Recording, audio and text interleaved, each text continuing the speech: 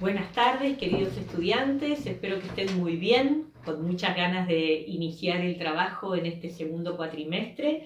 Les cuento que tuvimos reunión de profesores y estamos todos muy contentos que en medio de tantas dificultades, de esta circunstancia que a todos nos pesa ya en este momento, igual estamos estudiando, estamos avanzando, estamos en nuestro caso profundizando en lo que es la buena noticia de Jesús.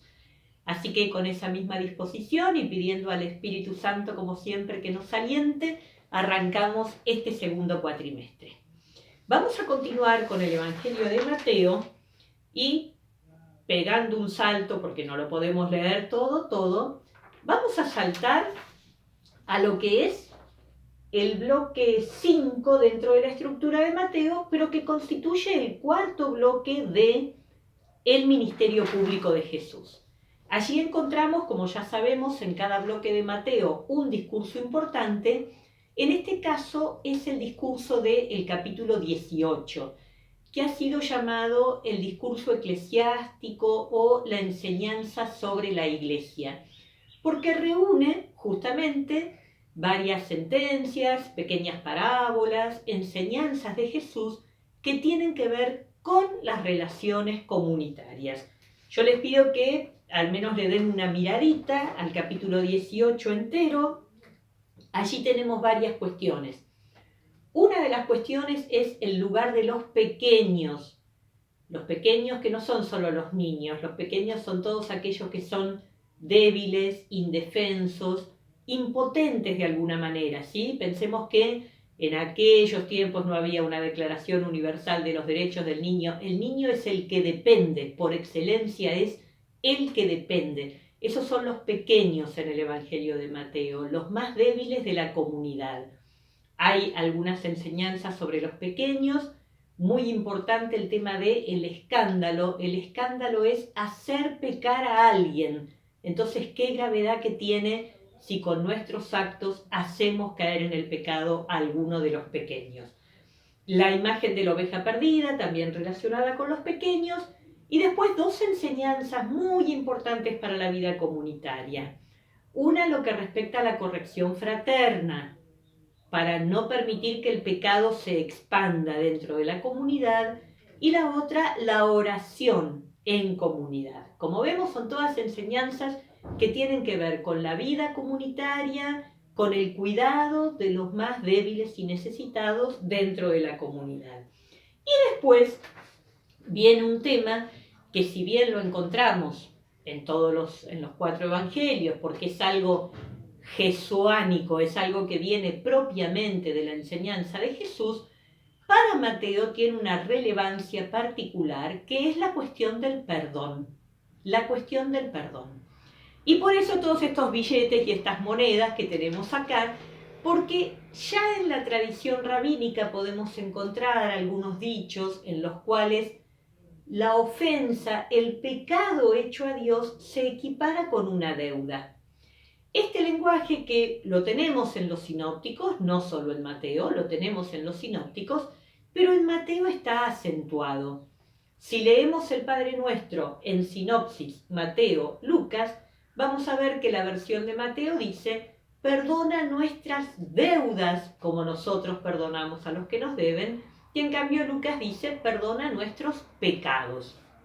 En Mateo hay una prevalencia, ¿sí?, de usar esta imagen de la deuda como el pecado, lo que le debemos a Dios.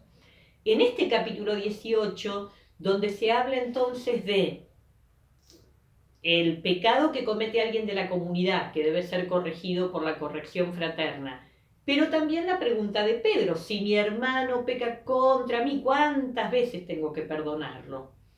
Y viene una parábola a partir del versículo 21, que es una parábola propia de Mateo, Aquí es donde podemos apreciar no solo lo importante que es para Mateo el tema del perdón, sino cómo acentúa este aspecto de hablar del pecado, hablar de la ofensa a Dios y al prójimo con la imagen de una deuda. Esa parábola del capítulo 21 es una parábola bien conocida, pero que como siempre decimos, hay que leerla, no quedarme con lo que me acuerdo que el texto dice, sino hay que leerla.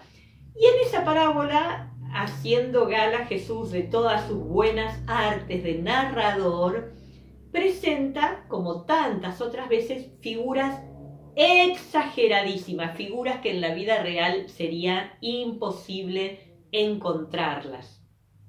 Nos encontramos primero con un hombre que le debe a un rey 10.000 talentos. Un talento, un solo talento, se estima que puede ser más o menos el equivalente a 6.000 días de trabajo. ¿Se imaginan? 6.000 días de trabajo necesitas 20 años. Eso un solo talento. Y este hombre debía 10.000. O sea, 20 por 10.000. No te alcanza toda la vida para pagar esa deuda. No hay billete que alcance para pagar semejante deuda. Es más que la deuda externa de un país. Imposible que alguien deba tanto. Pero con esa imagen recontra exagerada quiere esta parábola mostrar lo que significa el pecado, la deuda con el rey. Con el rey. Billetes de todos los colores, moneda de todos los colores. Y este mismo servidor tiene un conocido que le debe 100 denarios. Vamos a ejemplificarlos acá. 100 denarios. Un jornal. Un jornal. Jesús, muy maestro, se buscó un valor que todo el mundo podía retener bien clarito en la cabeza. Ah, bien, un jornal. Un jornal. Un denario es un jornal. Una medida que todo el mundo entendía. Una deuda que es más que la deuda externa, una deuda de 100 jornales. Es una deuda, 100 jornales, pero no es imposible de pagar. Con este juego, con esta imagen, construye Jesús la metáfora. Entonces, recapitulando, capítulo 18, enseñanza sobre la iglesia, los pequeños, el pecado no dejar que se extienda en la comunidad, la oración en común y este tema del perdón. Con este tema del perdón les pongo una consigna pequeñita con la parábola y con 2 páginas del libro de Lona para leer y como siempre una pequeña consigna que deben completar y enviarme en el día de hoy.